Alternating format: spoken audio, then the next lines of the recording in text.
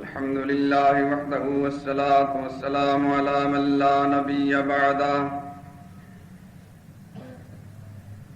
أما بعد فأعوذ بالله من الشيطان الرجيم بسم الله الرحمن الرحيم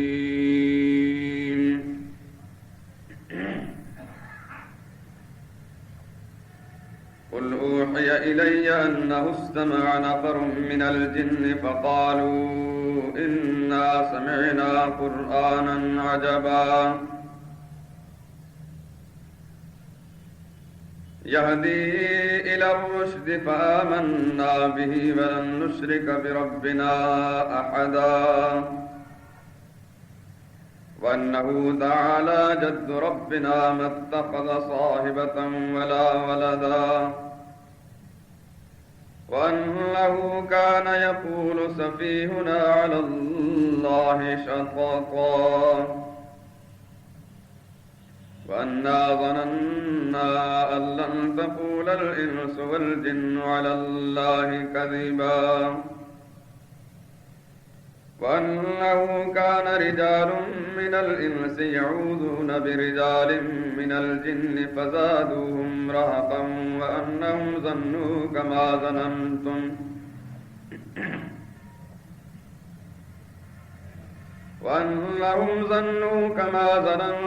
أن لن يبعث الله أحدا وأنا لمسنا السماء فوجدناها ملئت حرسا شديدا وشهبا وأنا كنا نقعد منها مقاعد للسمع فمن يستمع الآن يجد له شهابا رصدا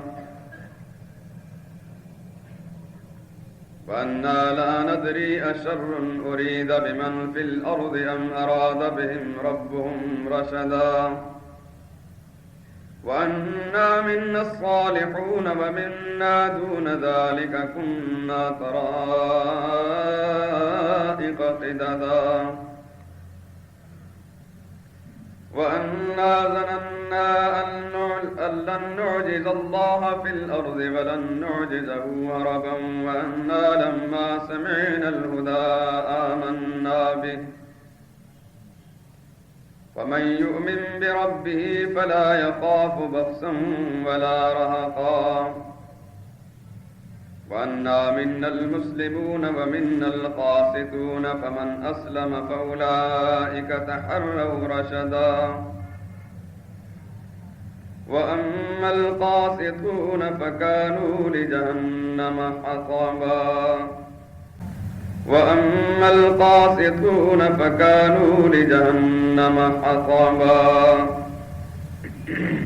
لوگوں سے کہہ دیجئے کہ میرے پاس وحی آئی ہے کہ جنوں کی ایک جماعت نے اس کتاب کو سنا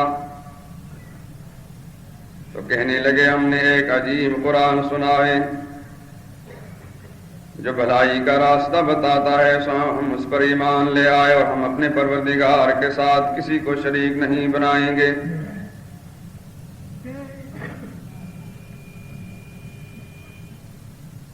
اور یہ کہ ہمارے پروردگار کی عظمت اور شان بہت بڑی ہے، وہ نہ کوئی عورت رکھتا ہے اور نہ کوئی اولاد، اور یہ کہ ہم میں سے بعض بے وقوف اللہ کے بارے میں جھوٹ کھڑا کرتے تھے، اور ہمارا یہ خیال تھا کہ انسان اور جن اللہ کی نسبت جھوٹ نہیں بولتے، اور یہ کہ بعض انسان بعض جنات کی پناہ پکڑا کرتے تھے، اس سے ان کی سرکشی اور بڑھ گئی تھی، اور یہ کہ ان کا بھی یہی اعتقاد تھا کہ جس طرح تمہارا تھا کہ خدا کسی کو نہیں جلائے گا، اور یہ کہ ہم نے آسمانوں کو ٹٹولا تو اس کو مضبوط چوکیداروں اور انگاروں سے بھرا ہوا پایا، اور یہ کہ ہم پہلے وہاں بہت سے مقامات میں خبریں سننے کے لیے بیٹھا کرتے تھے، اب کوئی سننا چاہے تو اپنے لیے انگارہ تیار پائے، اور یہ کہ ہمیں معلوم نہیں کہ اس سے اہل زمین کے حق میں برائی مقصود ہے یا ان کے پروردگار نے ان کی بھلائی کا ارادہ فرمایا ہے، اور یہ کہ ہم میں کوئی نیک ہیں اور کوئی اور طرح کے لوگ ہیں، ہمارے کئی طرح کے مذہب ہیں، اور یہ کہ ہم نے یقین کر لیا ہے کہ ہم زمین میں خواہ کہیں ہوں اللہ کو ہرا نہیں سکتے اور نہ بھاگ کر اس کو تھکا سکتے ہیں۔ اور جب ہم نے ہدایت کی کتاب سنی، اس پر ایمان لے آئے، تو جو شخص اپنے پروردگار پر ایمان لاتا ہے اس کو نہ نقصان کا خوف ہے نہ ظلم کا۔ اور یہ کہ ہم میں سے بعض فرما بردار ہیں اور بعض نافرمان گناہگار، تو جو فرما بردار ہوئے وہ سیدھے راستے پر چلے اور جو گناہگار ہوئے وہ دوزخ کا ایندھن بنے۔ سبحان ربک رب العزت عما یصفون وسلام علی المرسلین والحمد للہ رب العالمین۔ بزرگان محترم، برادران عزیز، 29ویں پارے میں سورہ جن کی ابتدائی 15 آیات کریمہ میں اس کو تلاوت کی ہے۔ یہ آیات کریمہ وہ ہیں جو در حقیقت جنات کی ایک تقریر ہے، جو ایک موقع پر انہوں نے قرآن کریم کو سنا تھا۔ اس کے بعد اپنے قوم کے اندر جا کر انہوں نے جب تبلیغ کا کام شروع کیا تو اس کا جو اسلوب انہوں نے اختیار کیا تھا، قرآن کریم نے اپنے الفاظ میں اس کو یوں بیان کیا۔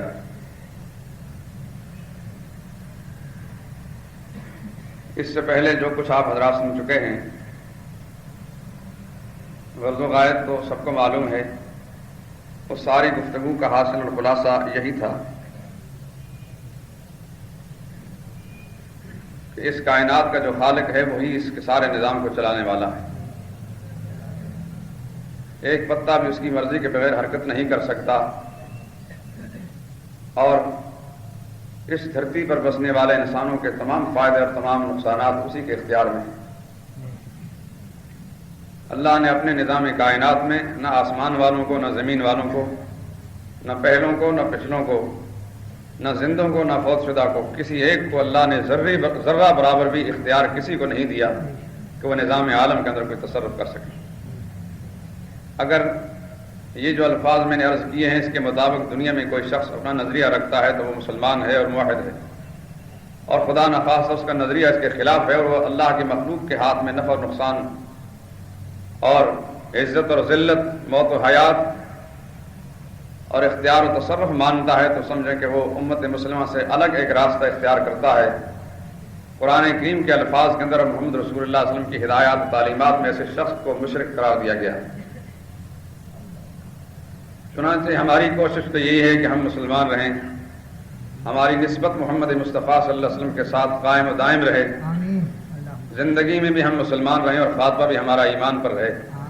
اس واسطے جتنی کوشش کی جا رہی ہے وہ اسی بنا پر کی جا رہی ہے کہ ہر مسلمان تک یہ بات پہنچ جائے حق کیا ہے اور باطل کیا ہے، خدا کی اس عظیم الشان کتاب کا اس دنیا میں بھیجا جانے کا مقصد کیا ہے، تاکہ مسلمان کتاب اللہ کی غرض و غایت کو جان لیں۔ اس سے پہلے جو کچھ بیان ہوا وہ انبیاء اکرام علیہ الصلوۃ والسلام کی زبان سے، بلکہ انسان تو انسان، بعض حیوانات کے حوالے جو قرآن کریم نے پیش کیے ہیں اس سے بھی آپ حضرات سن چکے ہیں کہ حیوانات تک کا بھی عقیدہ ہے خدا کی وحدانیت کے بارے میں۔ چنانچہ آپ چینٹی کا اور ہدہد کا قصہ سن چکے ہیں۔ اگرچہ قرآن کریم میں اور حیوانات کے قصے بھی بیان ہوئے ہیں، لیکن پھر کسی موقع پر آج میں نے مناسب سمجھا کہ آپ کے سامنے انسانوں کے علاوہ ایک دوسری مخلوق جو در حقیقت انسانوں ہی کی طرح ایک مکلف مخلوق ہے، احکام الہیہ کی پابند، یعنی اللہ نے اپنی مخلوق میں سے صرف 2 قسمیں ایسی چن لی ہیں جنہیں اپنے احکام کا مکلف بنایا ہے۔ پہلے نمبر پر انسان ہے اور دوسرے نمبر پر جنات۔ باقی ساری مخلوق جو ہے وہ تکوینی طور پر اللہ نے جس کام میں لگا دیا وہ لگے ہوئے ہیں، لیکن اللہ نے احکام شرعیہ کا اس کا مکلف نہیں بنایا سوائے جنات اور انسان کے۔ دنیا میں جس طرح انسانوں کے مذاہب مختلف ہیں، اس طرح جنات بھی مختلف عقیدوں کے حامل ہیں، جیسا کہ قرآن کریم کی ان آیات کے ترجمے سے آپ کو ایک آیت کے ترجمے سے اندازہ ہوا۔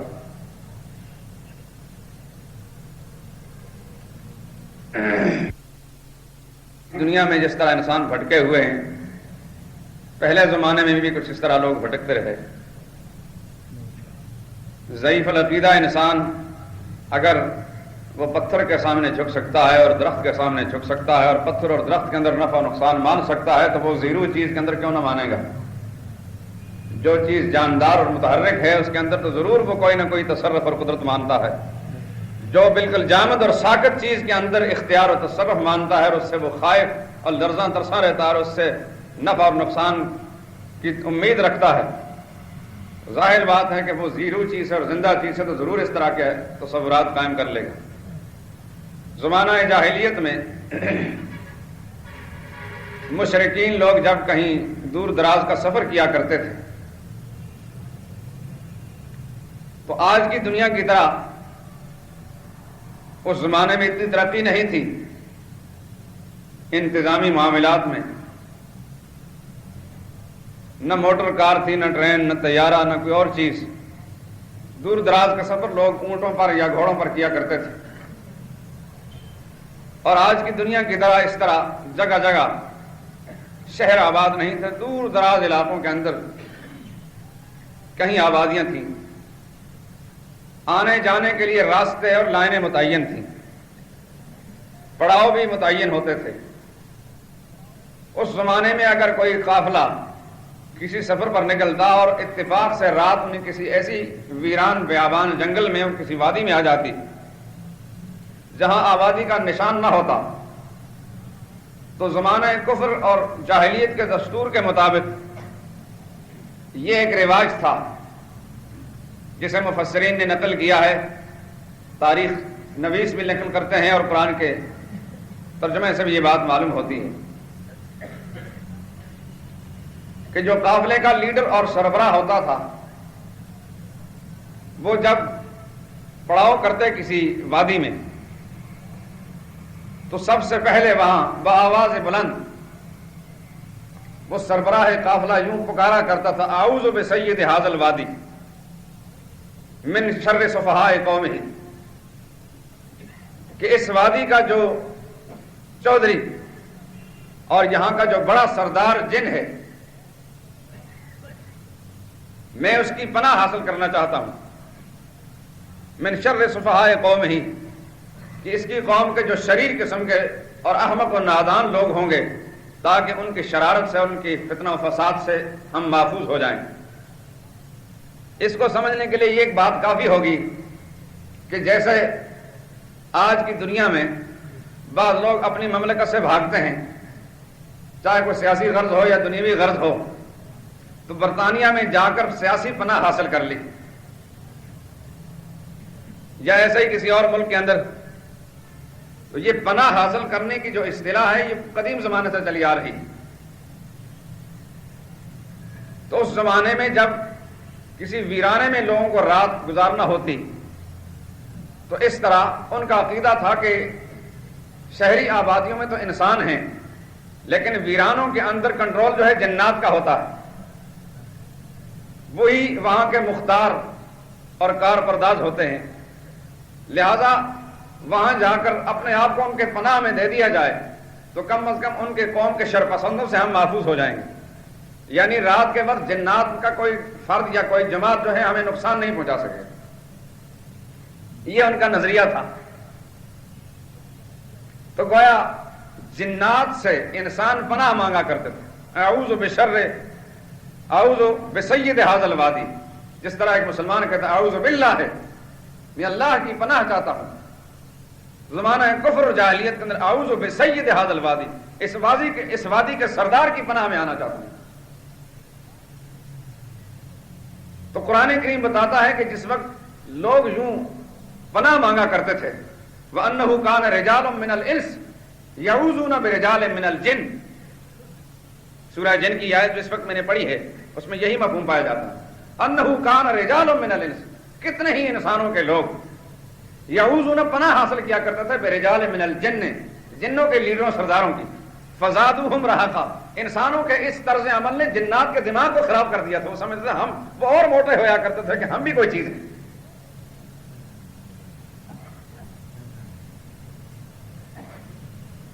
یہ دستور جاری تھا اور وہ آئے دن اس طرح کا ضعیف الاعتقاد انسانوں کو دبایا کرتے تھے، اور بتدریج انسانوں کا کفر اور ان کی بدعقیدگی بڑھتی چلی گئی۔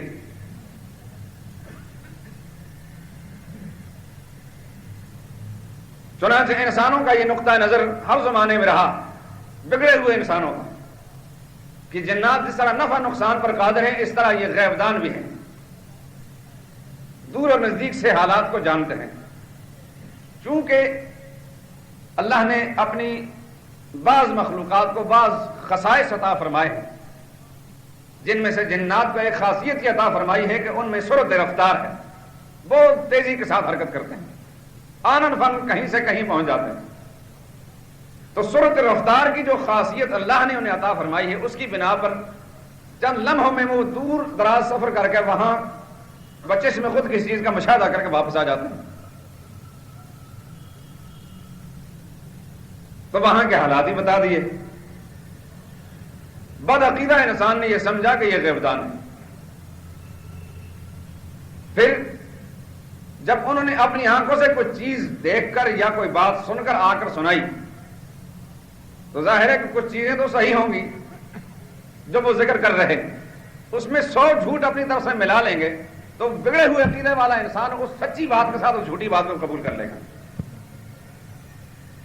چنانچہ سرور کائنات جناب محمد رسول اللہ صلی اللہ علیہ وسلم کی بعثت سے پہلے جنات کا یہ طریقہ تھا، قرآن کریم ہمیں وہ سب کچھ بتاتا ہے کہ یہ آسمانوں کے قریب جا کر بیٹھ جایا کرتے تھے اور ملاء الاعلیٰ میں ملائکہ کرام کی باہم جو گفتگو ہوتی، جو اللہ نے ان کے ذمہ ڈیوٹیاں سپرد کی ہوتی، تو آپس میں مذاکرہ کرتے، گفتگو کرتے کہ میں نے یہ کام کرنا ہے، میں نے یہ کام کرنا ہے، میں فلاں علاقے میں جانا ہے، فلاں علاقے میں یوں ہونا ہے، اب یوں ہونا ہے۔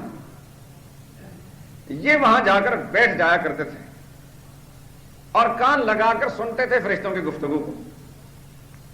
اوپر جو فیصلے ہونے والے ہوتے تھے جن کا ظہور بعد میں ہوتا، یہ جنات زمین پر آ کر کاہنوں کو اور اس طرح کے بگڑے ہوئے انسانوں کا پتہ بتا دیتے، حالات بتا دیتے، اور وہ آگے لوگوں کے اندر مزید گمراہی پھیلاتے۔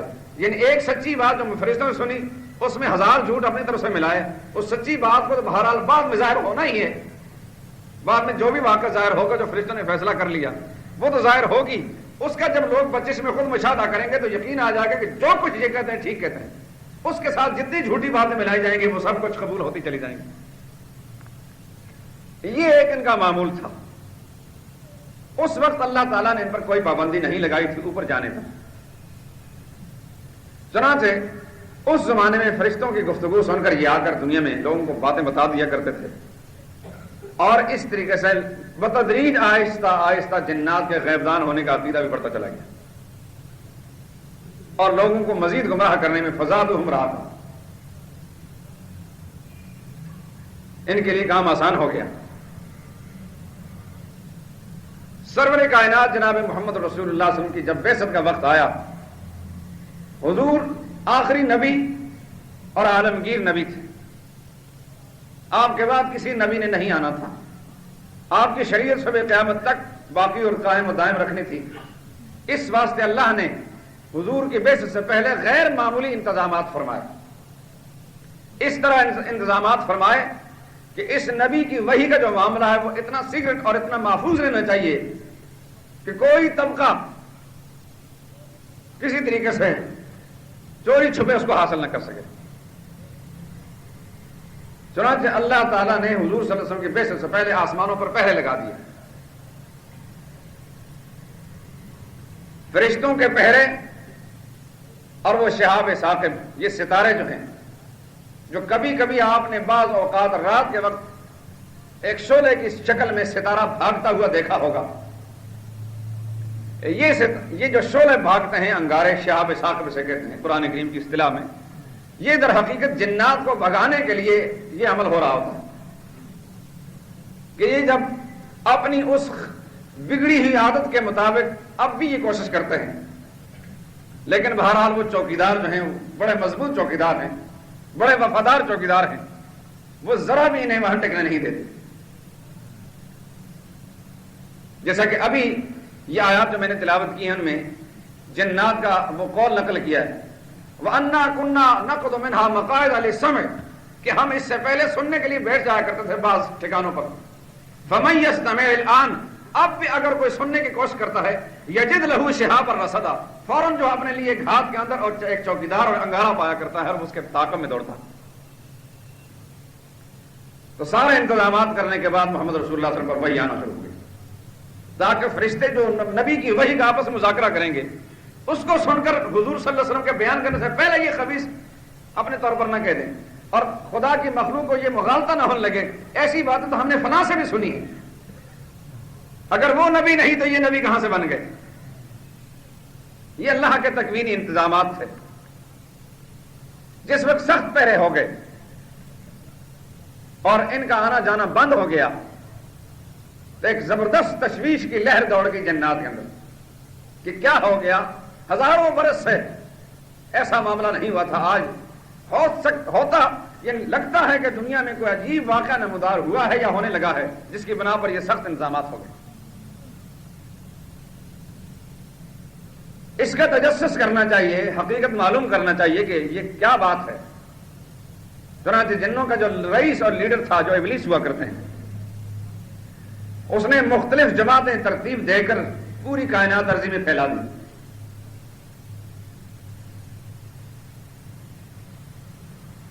کہ چلو پھرو خدا کی زمین میں اور دیکھو کہیں کوئی نیا واقعہ نمودار ہوا ہو تو حال معلوم کر کے آؤ۔ ایک طبقہ جو سرزمین تہامہ کی طرف معمور کر کے بھیجا گیا تھا اور اس کی منزل میں آگے پھر یہ سرزمین حجاز اور مکہ معظمہ اور یہ علاقے بھی تھے۔ چلتے چلتے وہ قافلہ جب ایک رات فجر کی نماز کے وقت کے قریب خانہ کعبہ سے تھوڑے سے فاصلے پر ایک وادی ہے، اس مقام پر محمد الرسول اللہ صلی اللہ علیہ وسلم وحی کے نزول کے بعد چند صحابہ کی معیت میں فجر کی نماز ادا کر رہے تھے۔ صبح کی نماز رسول اللہ صلی اللہ علیہ وسلم پڑھا رہے تھے، قرآن کی بآواز بلند پڑھا جاتا ہے، حضور اکرم صلی اللہ علیہ وسلم تلاوت فرما رہے تھے نماز میں، جنات کا یہ قافلہ ادھر سے گزر رہا تھا، اچانک قرآن کریم کی آواز، نبی کی آواز ان کے کانوں میں پڑی۔ جو ہی آواز ان کے کانوں میں پہنچی وہیں رک گئے اور انہوں نے قرآن کریم کو پورا سنا۔ یعنی فجر کی نماز کے اندر جتنا قرآن کریم محمد مصطفیٰ صلی اللہ علیہ وسلم نے اس روز پڑھا، جنات کے اس طبقے نے پورا قرآن کریم وہاں سنا۔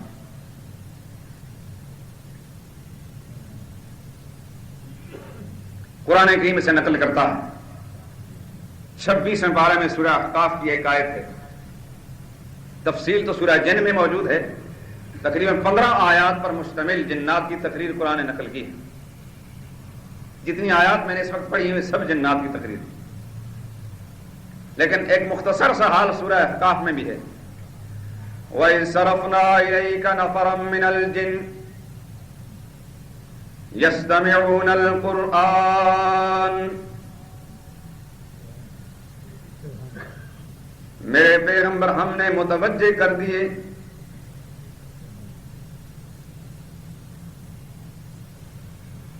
آپ کی طرف متوجہ کر دیا جنات کے گروہ کو، یستمعون القرآن، جو قرآن سن رہے تھے، فلما حضروا قالوا انصتوا، جب وہاں پہنچے آپ کی آواز ان کے کانوں تک پہنچی، آپس میں کہنے لگے انصتوا، سارے کے سارے چپ اور خاموش ہو جاؤ۔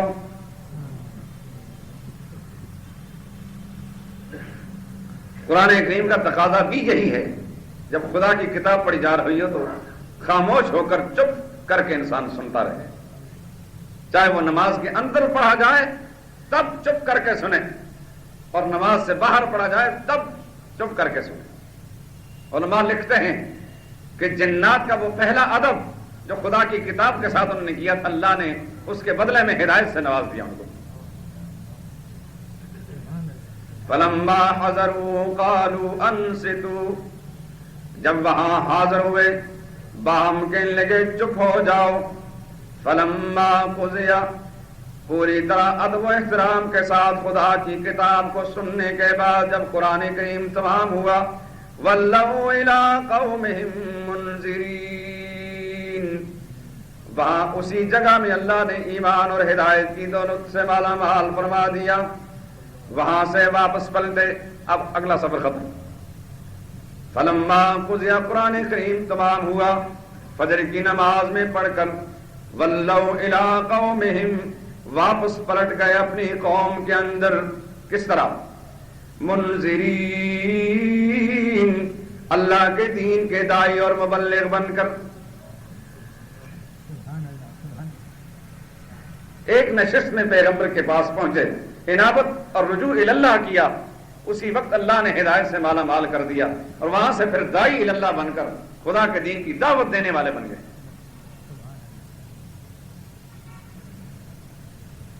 اور پھر اس کے بعد انہوں نے جو اپنا حال بیان کیا ہے وہ سورہ جن کے اندر موجود ہے. وہاں جا کر کیا کہنے لگے؟ فقالوا انا سمعنا قرآنا عجبا يهدي الى الرشد فآمنا به. اپنی قوم میں واپس جا کر کہنے لگے، اے ہماری برادری کے لوگوں، تم نے سوچا تھا کہ دنیا میں کوئی نیا واقعہ یا حادثہ نمودار ہوا ہے جس کی بنا پر تمہارے اوپر آسمانوں پر جانے، تمہارے اوپر آسمانوں میں جانے کے لیے پہرے لگ گئے تھے. تو ساری دنیا میں گھوم پھر کر ایک نیا واقعہ جو ہم نے بچش میں خود دیکھا اور اپنی کانوں سے کلام کو سنا ہے. انا سمعنا قرآنا عجبا، انہوں نے کہا تھا نا کہ عجیب واقعہ ہوا ہے دنیا میں. ہم نے سنا ہے قرآن بڑا ہی عجیب. کیسا عجیب؟ یہدی الی الرشد، جو سراپا ہدایت ہے، جو ہدایت کا راستہ دکھانے والا ہے. میرے دوستو بزرگوں، قرآن کریم سن کر جس کو ہدایت مل جائے تو سمجھو کہ قرآن کریم اس نے سنا ہے. اگر خدا کی کتاب سن کر بھی کسی کو ہدایت نہیں ملتی تو سمجھو کہ اس کے دل پر اللہ نے مہر جباریت لگا دی ہے. جنہوں نے پہلے ہی مرحلے میں خدا کی کتاب کو سنا تو بول اٹھے، انا سمعنا قرآنا عجبا یہدی الی الرشد. قرآن کریم کو سن کر مسلمان کہلانے والا اگر اس کی زندگی کا نقشہ نہیں بدلتا، اس کے دل اور دماغ کی کیفیت نہیں بدلتی، سمجھو کہ قرآن کریم کو سنا نہیں ہے. قرآن کریم بیان کرتا ہے، اہل ایمان کی خصلت اور صفت بیان کرتا ہے، اور مقابلتاً دوسروں کا حال بھی بیان کرتا ہے. کہ قرآن کریم کی نسبت سے مومن اور غیر مومن میں فرق کیا ہے. انما المؤمنون الذين آمنوا اذا تليت عليهم آياته زادتهم ایمانا. یقین جانو ایمان والے وہی لوگ ہیں جب ان پر اللہ کی کتاب پڑھی جاتی ہے، تلاوت کی جاتی ہے، کتاب اللہ کو سن کر ان کے ایمان میں اضافہ ہوتا ہے. اور اس کے مقابلے میں جو دوسرے ہیں ان کا دوسرا ہونا خود بخود قرآن کریم کے اس اصول سے متعین ہو جاتا ہے. وَإِذَا تُتْلَىٰ عَلَيْهِمْ آيَاتُنَا بَيِّنَاتٍ تَعْرِفُ فِي وُجُوهِ الَّذِينَ كَفَرُوا الْمُنكَرَ. جب ان پر ہماری آیتیں جو صاف صاف اور واضح واضح آیتیں ہیں پڑھ کر سنائی جاتی ہیں، تَعْرِفُ فِي وُجُوهِ الَّذِينَ كَفَرُوا، اور اس کی کتاب پر ایمان نہیں ہوتا، ان کی پیشانیوں پر بل پڑ جاتے ہیں. بجائے خوش ہونے کے اور ان کے ایمان میں اضافہ ہونے کے، ان کے پیشانیوں پر شکنیں پڑ جاتی ہیں. اور دوسرے مقام میں قرآن کریم کہتا ہے کہ دلوں پر مقدورت پیدا ہو جاتی ہے، قرآن کو سن کر خوش نہیں ہوتے، اور دنیا بھر کے قصے کہانیاں اور دنیا بھر کی جھوٹی روایات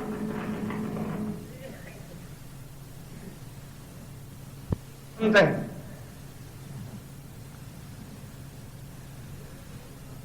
یہی ان کے ایمان سے محروم ہونے کی بڑی دلیل ہے.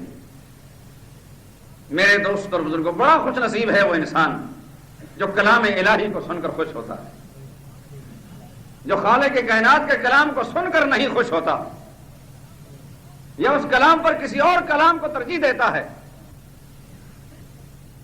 تو اس کی بدنصیبی کا پھر کوئی ٹھکانہ نہیں۔ جنات کا حال آپ کے سامنے ہے، بدنصیبی کا پھر کوئی ٹھکانہ نہیں۔ جنات کا حال آپ کے سامنے ہے، قرآن آپ کو سناتا ہے اِنَّا سَمِعْنَا قُرْآنًا عَجَبًا يَهْدِي إِلَى الرُّشْدِ، فوراً بیان کر دیا کہ قرآن کریم کی خاصیت یہ ہے کہ یہ ہدایت کا سرچشمہ ہے۔ فَآمَنَّا بِهِ، ہم تمہارے سامنے اعلان اور اقرار کرتے ہیں۔ اس وقت تو ہم تمہارے سامنے اقرار کرتے ہیں، لیکن ایمان تو ہم اس سے پہلے ہی اسی وقت لا چکے تھے۔ وَلَن نُشْرِكَ بِرَبِّنَا أَحَدًا، لیکن یہ سن لو کہ ہمارے ایمان کی حقیقت کیا ہے۔ ہمارا ایمان ایسا نہیں کہ زبان سے مومن ہونے کا دعویٰ بھی کرے، ساتھ ساتھ عقیدہ میں شرک بھی موجود اور عمل میں بھی شرک موجود نہیں۔ فَآمَنَّا بِهِ، ہم ایمان لائے اس قرآن پر، ہمارا ایمان کی حقیقت یہ ہے وَلَن نُشْرِكَ بِرَبِّنَا أَحَدًا، ہم ایسا ایمان لائے کہ ہمارے ایمان میں شرک کی ایک رتی بھی موجود نہیں ہے، اپنے پروردگار کے ساتھ آج کے بعد کسی کو شریک نہیں ٹھہرائیں گے۔ قرآن کریم کا فوری اثر یہ ہوتا ہے، یہ بات بھی سن لیں میرے دوست اور بزرگوں، اور اسے نقل کریں، خدا کے مخلوق میں پہنچا دیں۔ قرآن کریم کی ایک تاثیر ہے، فوری اثر یہ ہوتا ہے کہ جس انسان نے سچے دل سے خدا کی کتاب کو سنا ہے، کسے باشد انسان تو انسان ہے، جنات نے بھی اگر سچے دل سے سنا، توجہ اور رجوع اللہ کیا، اسی وقت قرآن کریم دل میں اتر گیا، فوری اثر یہ ہوتا ہے کہ اس کا عقیدہ جو ہے صاف ستھرا ہو جاتا ہے، عقیدہ میں بگاڑ نہیں رہتا، اور 50 برس تک مسجدوں میں قرآن کریم کے درس کے نام پر عمل جاری رہے اور شرک دل اور دماغ سے نہ نکلے، سمجھو کہ میرے دوستو خدا کی قسم وہاں قرآن کریم نہیں بیان ہوا۔ جو شخص کہتا ہے کہ میں قرآن کریم کے مجلس میں بیٹھتا ہوں، درس قرآن میں بیٹھتا ہوں، یا کوئی شخص یہ کہتا ہے کہ میں قرآن کریم کا درس دیتا ہوں، اس کے درس میں بیٹھنے والا انسان، اس کے عقیدے میں انقلاب نہیں آتا، تبدیلی نہیں آتی، صاف اور پاک نہیں ہوتا، نہ تو بیان کرنے والے نے بیان کیا ہے اور نہ سننے والے نے خدا کی کتاب کو سنا۔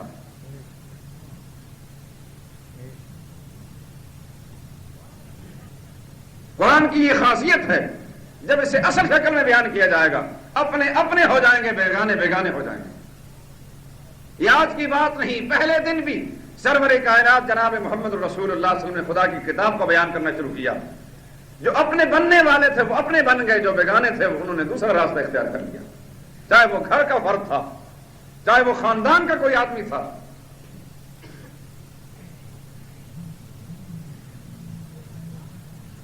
یہ معیار ہے، یہ کسوٹی ہے حق اور باطل کو پرکھنے کی۔ سرور کائنات محمد رسول اللہ صلی اللہ علیہ وسلم نے 1,40,000 صحابہ کی موجودگی میں میدان عرفات میں آخری خطبہ حج میں جو اعلان فرمائے تھے، ان میں سے ایک اعلان یہ بھی تھا، انی ترکت فیکم کتاب اللہ۔ وہ خطبہ حج پڑھ کر دیکھ لیں آپ، جو در حقیقت منشور انسانیت ہے، پوری انسانیت کی زندگی گزارنے کا ایک منشور ہے۔ ایک ایک حرف اور ایک ایک جملہ محمد مصطفیٰ صلی اللہ علیہ وسلم کی زبان وہی ترجمان سے نکلا ہوا آب زر سے لکھنے کے قابل ہے۔ اس قدر جامعیت ہے اللہ کے پیغمبر کے کلام میں۔ وہاں یہ جملہ بھی ہے، انی قد ترکت فیکم کتاب اللہ ان اعتصمتم بہ فلن تضلوا بعدا۔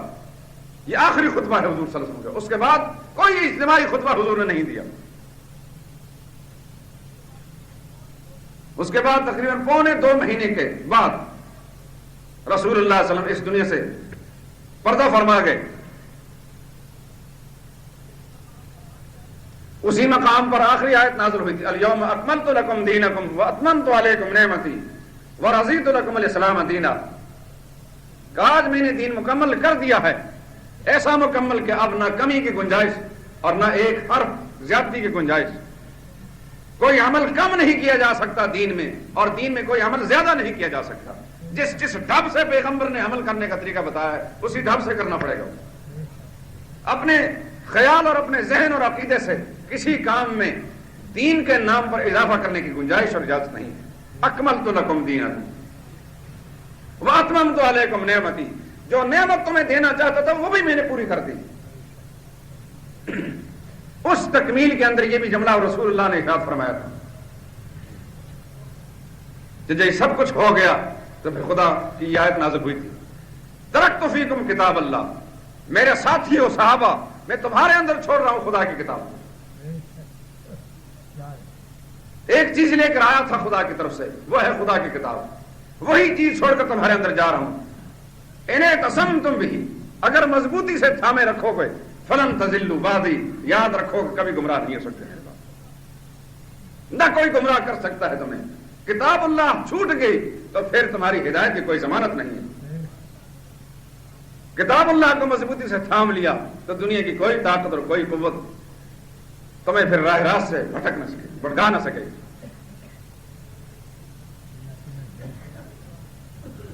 یہ وہی قرآن ہے میرے دوست. اس کی عظمت کا تو خود حال قرآن نے بیان کیا. اس کتاب کو ہم اگر پہاڑوں پر اتار دیتے، پہاڑ بھی دب جاتے اور پھٹ پڑتے خدا کے خوف سے. انسان کو اللہ نے اپنی مانوی صفات کے اعتبار سے کتنا بلند بنایا ہے کہ یہ پہاڑوں سے بھی زیادہ مضبوط ہے کہ یہ کتاب الہی پہاڑ پر نہیں نازل کی، انسان کے دل پر نازل کی. اس سے بڑا بے قدرہ بھی کوئی نہیں جس نے قرآن کریم کو نہیں پہچانا. میرے دوستو، ہماری زندگی کیا ہے؟ ہماری اعمال میں صبح سے شام تک سب کچھ شامل ہوتا ہے سوائے خدا کی کتاب میں. ہماری دلچسپیوں کے مرکز ہر چیز ہے، قرآن نہیں ہے.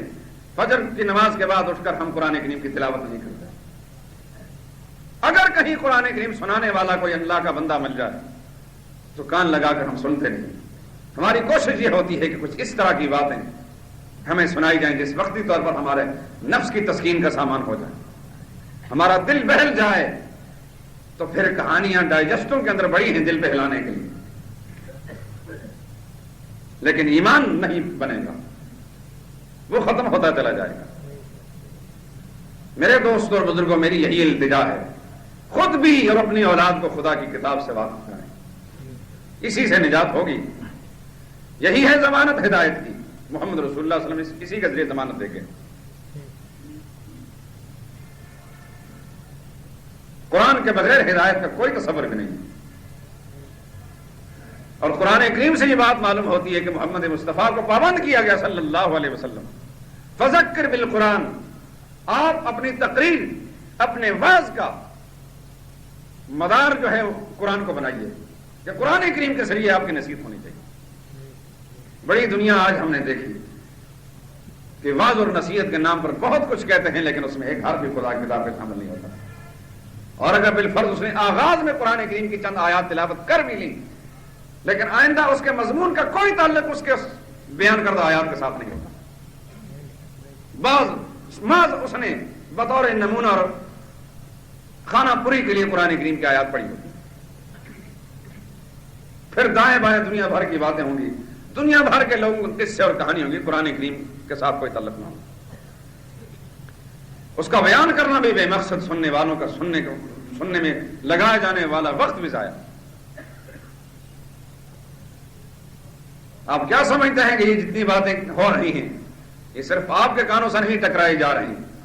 آپ کے بال بھی سن رہے ہیں، آپ کے خد و خال جسم کا ایک ایک عضو اور ایک ایک زاویہ سن رہا ہے، اور یہ در و دیوار بھی سن رہے ہیں، اور جہاں جہاں تک یہ آواز پہنچتی ہے کل صبح قیامت میں یہ سب گواہی دیں گے خدا کے سامنے. اور اگر یہ بات میری آپ کو تسلیم نہیں تو یہ بھی قرآن سے پوچھ لیجیے. شاہد علیہم سمعہم وابصارہم وجلودہم، گواہیاں دیں گے ان کے بارے میں، ان کے کان بھی، ان کی آنکھیں بھی، ان کی کھال بھی.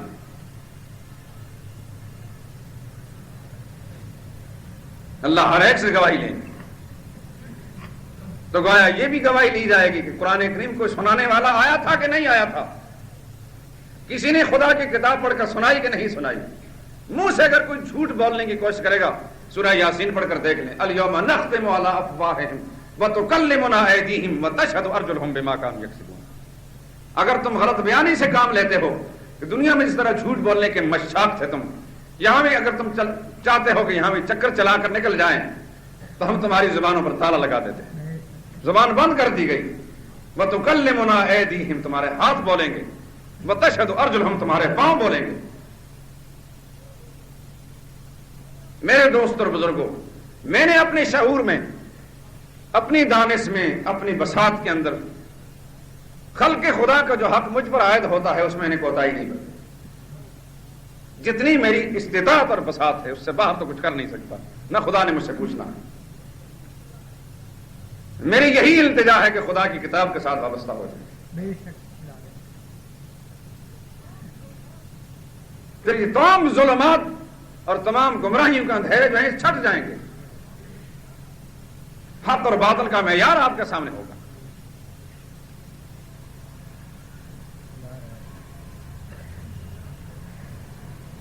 جنات سے بھی انسانوں کا سبق سیکھنا چاہیے۔ جنات بھی اعلان کر رہے ہیں کہ قرآن کریم سن کر فوری اثر ہم پر یہ ہوا کہ ہم نے شرک چھوڑ دیا۔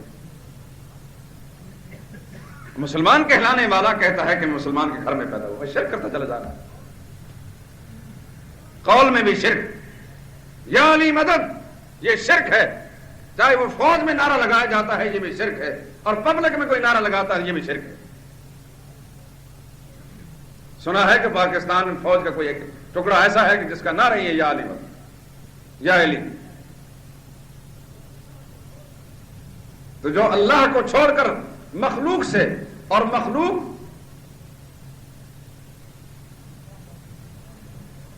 تخواہ والی مرتضیٰ ہو یا کوئی اور ہو، کوئی اپنی مدد بھی نہیں کر سکتا۔ ٹھیک کہہ رہا ہوں یا غلط؟ علی مرتضیٰ مسجد کے دروازے پر شہید ہو رہے ہیں، اپنی مدد نہیں کر سکے۔ میدان کربلا میں خاندان کے بہت سے لوگ کٹ رہے ہیں، یا علی مدد کا کیا معنی؟ صرف اللہ ہی مدد کرنے والا ہے، اللہ کے سوا کوئی اور نہیں۔ یہ شرکیہ الفاظ ہیں، غیر شعوری طور پر بعض اوقات زبان کے لوگوں کی زبان سے جملے نکلتے چلے جاتے ہیں، انہیں احساس بھی نہیں ہوتا۔ سورہ یوسف میں ایک آیت میں یوں بیان ہوا، وَمَا يُؤْمِنُ أَكْثَرُهُمْ بِاللَّهِ وَإِلَّا وَهُمْ مُشْرِكُونَ، بہت سے لوگ کہ اللہ پر ایمان کا دعویٰ بھی رکھتے چلے جاتے ہیں اور ساتھ ساتھ شرک بھی کر رہے ہیں۔ غیر اللہ کے نام کی نظریں نیازیں ہیں، چڑھاوے ہیں، یہ سب شرک کے افعال ہیں۔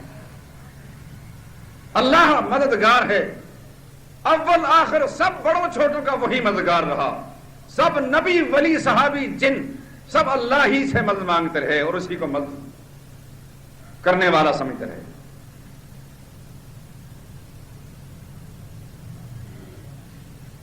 انسان تو کیا حیوانات کا بھی یہ عقیدہ ہے۔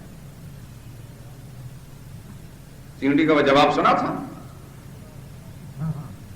ان قضاء الحوائج من اللہ۔ اب سلیمان نے اصرار فرمایا کہ کچھ مانگ لو مجھ سے، تو پہلے اس نے انکار کیا، آخر میں جب اصرار ہوا اس نے اتنا جملہ کہا کہ اچھا اگر آپ کوئی مدد کرنا ہی چاہتے ہیں تو پھر میری عمر میں بھی اضافہ کر دیجئے اور رزق بھی بڑھا دیجئے۔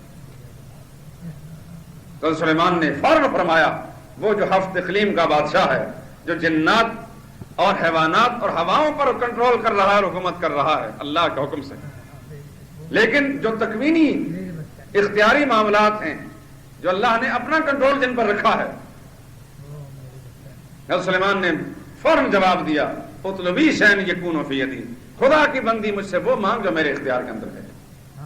نہ عمریں میرے اختیار میں، اپنی عمر بھی میرے اپنے اختیار میں نہیں ہے،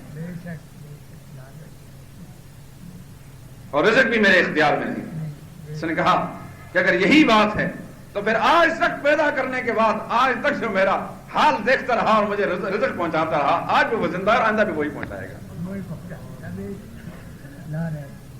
آپ تو کسی وقت سو جائیں گے، آپ اپنے ہاتھ سے بھی غافل ہوں گے، میرا خدا سوتا نہیں ہے، کسی سے غافل نہیں ہوتا۔ اسی کو کہتے ہیں الحی القیوم لا تأخذہ سنۃ ولا نوم، وہ زندہ ہے اس پر موت نہیں آتی۔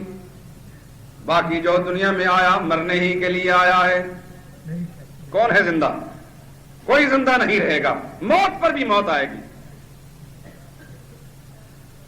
وہ بذات خود زندہ ہے، القیوم ساری کائنات کا سنبھالنے والا بھی ہے۔ قیوم کا یہ معنی ہے تھام رہا ہے زمین و آسمان کو، اس طرح سنبھالا دینے والا، لا تأخذہ کہ سنبھال کر کبھی سستی تاری نہیں ہوتی کہ اونگ آ جائے، ولا نوم نہ تھک کر نیند آ جاتی ہے۔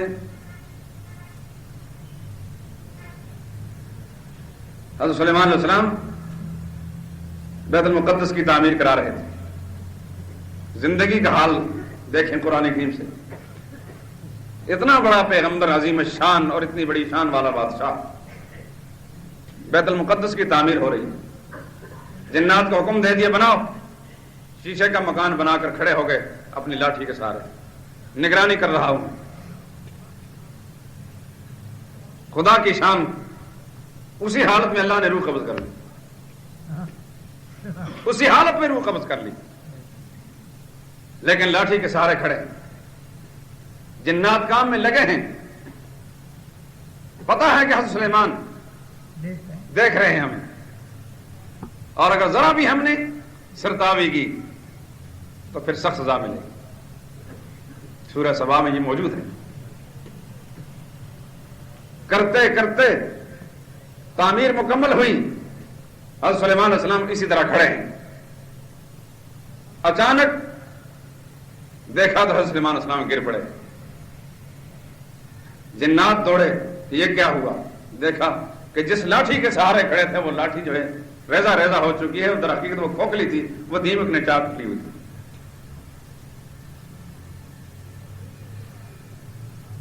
مفسرین نے یہ لکھا ہے کہ اس وقت جنات کو بڑا افسوس ہوا اس بات پر، اور اس افسوس کا اظہار جو انہوں نے کیا قرآن کریم بھی اس کو نقل کرتا ہے. فَلَمَّا قَضَيْنَا عَلَيْهِ الْمَوْتَ مَا دَلَّهُمْ عَلَى مَوْتِهِ. ہم نے جب سلیمان علیہ السلام پر موت طاری کی، ان کی موت کی اطلاع جنات کو نہ ہو سکی. دنیا کے جہالت کے مارے ہوئے لوگ جو جنات کو غیب دان سمجھ رہے تھے، چند فٹ کے فاصلے پر کام کرنے والے جنات کو پتہ نہ چل سکا سلیمان علیہ السلام کی موت کا. وہ کھڑے ہیں، وہ سمجھ رہے ہیں کہ زندہ ہے. إِلَّا دَابَّةُ الْأَرْضِ تَأْكُلُ مِنْ سَأَتَهُ.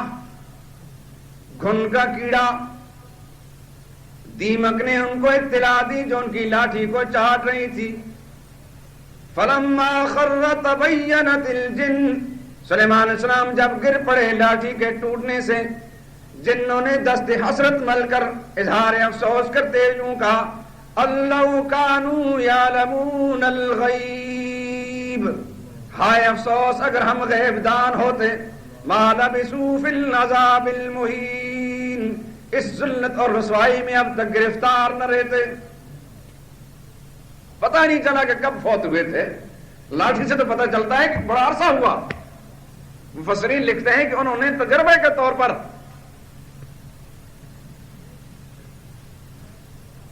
ایک دیمک جو ہے اسی طرح کی لکڑی کے ساتھ لگا دیا. 1 برس گزر گیا پورا اس میں چاٹتے چاٹتے.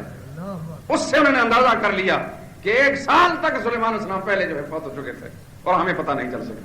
آج بھی جہالت کے مارے ہوئے لوگ سمجھتے جن غیب جانتے ہیں، اور کسی کی کوئی چوری ہو جائے، کوئی اور واقعہ ہو جائے تو پھر بھٹکتے پھرتے ہیں دائیں بائیں.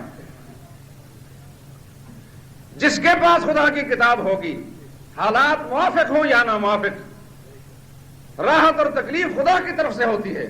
وہی لانے والا، وہی ہٹانے والا.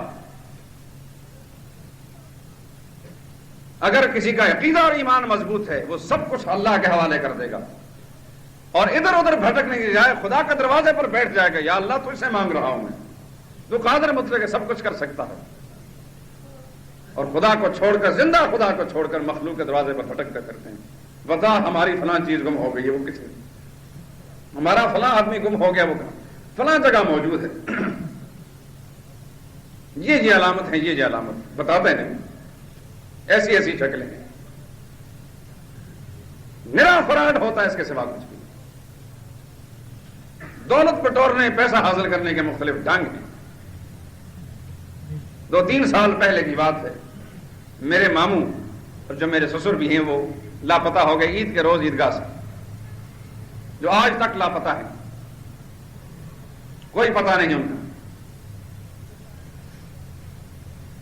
الحمدللہ العظیم، خدا کی کتاب کی نعمت ہمارے پاس موجود تھی. ہم سمجھتے تھے کہ اللہ ہی کے بس میں، اس کی قبضہ قدرت اور اختیار کے اندر ہے. انسان اسباب کو جہاں تک اختیار کر سکتا ہے جائز طریقے سے، وہ تو ڈھونڈنے میں، تلاش کرنے میں لگا دے، اس میں تو کوئی حرج کی بات نہیں. لیکن یہ کہ وہ کہاں ہیں یہ خدا کے سوا کسی کو پتا نہیں، زندہ ہیں یا فوت شدہ ہیں۔